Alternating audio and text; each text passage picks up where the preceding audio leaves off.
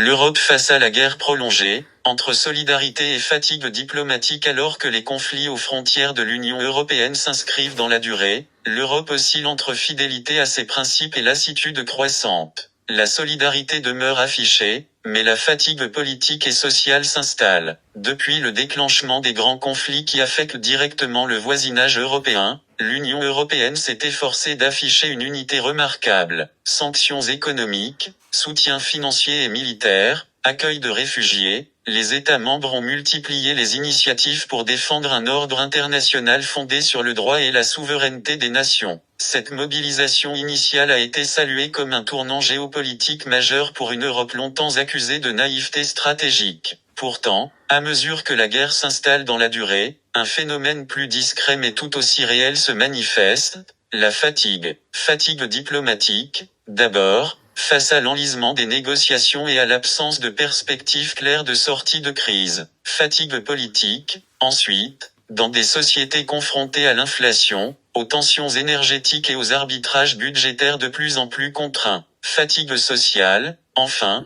perceptible dans les débats publics où l'attention se fragmente et où les priorités nationales reprennent le dessus. Cette lassitude ne signifie pas un abandon des principes.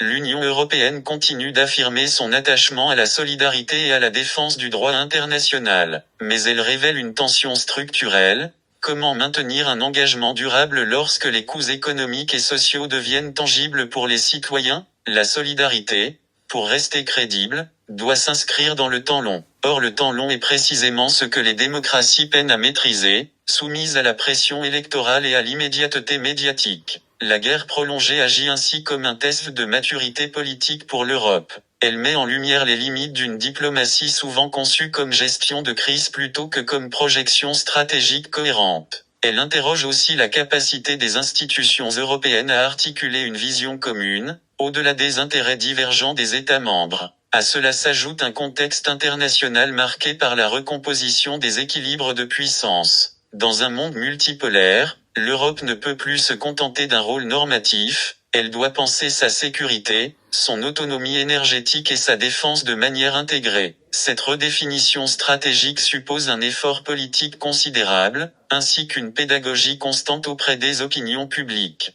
Le risque principal n'est pas tant la division ouverte que l'érosion progressive de la volonté. Une solidarité proclamée mais fragilisée par la lassitude pourrait affaiblir la crédibilité européenne sur la scène internationale. À l'inverse, reconnaître lucidement la fatigue diplomatique et sociale peut permettre d'adapter les politiques, de mieux répartir les charges et de renforcer la cohésion interne. L'Europe se trouve donc à un moment charnière. Elle doit démontrer que sa solidarité n'est pas seulement émotionnelle ou circonstancielle, mais structurante. Cela implique de transformer l'urgence en stratégie, la réaction en anticipation, et la défense des valeurs en projet politique durable. La guerre prolongée n'est pas seulement un défi extérieur, elle est aussi un miroir. Elle révèle les forces et les fragilités d'une union en quête de maturité géopolitique. Entre solidarité et fatigue, l'Europe doit choisir la persévérance réfléchie plutôt que l'usure silencieuse, car sa crédibilité future dépendra moins de ses déclarations que de sa capacité à tenir, avec constance, les engagements qu'elle proclame. L'Europe se trouve ainsi à un moment décisif de son histoire. Entre la fidélité à ses principes et la fatigue croissante de ses sociétés, elle doit choisir non pas l'abandon silencieux, mais la persévérance lucide, car au-delà des circonstances, c'est sa crédibilité même qui est en jeu, sa capacité à tenir dans la durée, sans renoncer à ce qu'elle est. Main de dos avec index pointant vers la droite,